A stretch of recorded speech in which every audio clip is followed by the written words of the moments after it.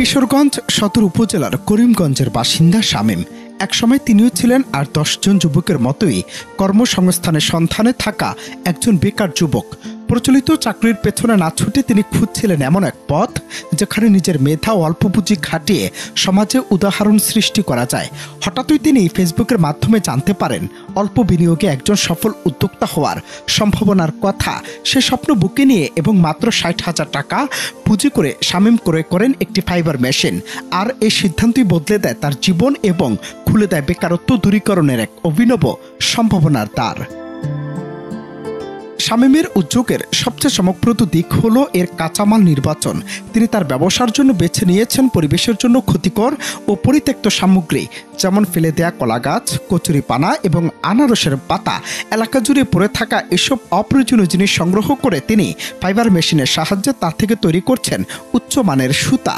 এ সুতা শুধু দেশেই নয়, গাজীপুর, ঢাকা হয়ে বিদেশেও রপ্তানি হচ্ছে, যা দেশের জন্য বৈদেশিক মুদ্রা অর্জনে বিশেষ ভূমিকা রাখছে।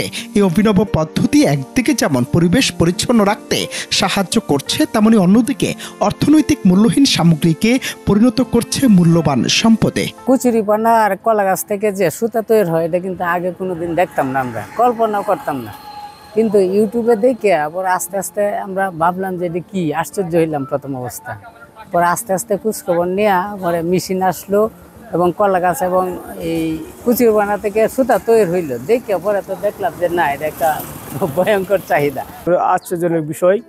এটা যে করতেছে এটা তো আমি কোনোদিন দেখি নাই। না দেখার বললে স্বামী ধরে বললাম, স্বামী ভাইতে এটা কীভাবে করেন, কচুরিপানা দেওয়া। পরে চিন্তা ভাবনা নিলাম কি আরও তো এলাকার মানুষ চলতে পারবো এটা দিয়া।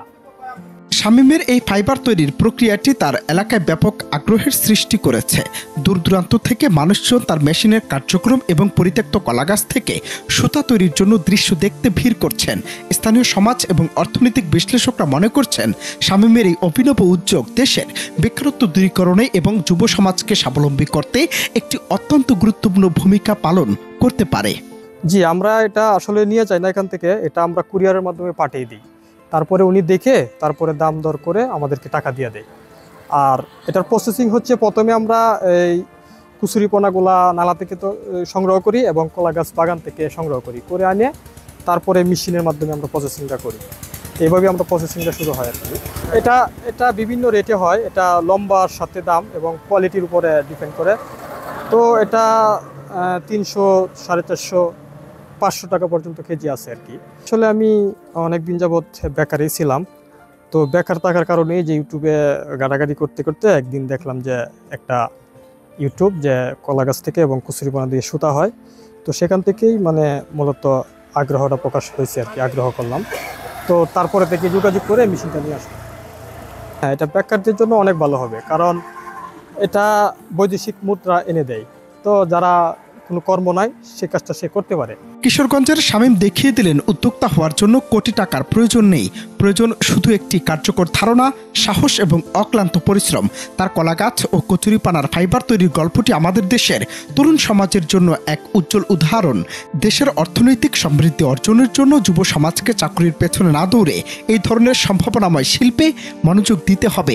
শামীমের এই প্রচেষ্টা একদিকে যেমন তার নিজের বেকারত্ব দূর করেছে, তেমনি অন্যদিকে দেশের অর্থনীতিতেও অবদান রাখছে। অনন্ত হাসান মাসুদ, বাংলা টিভি।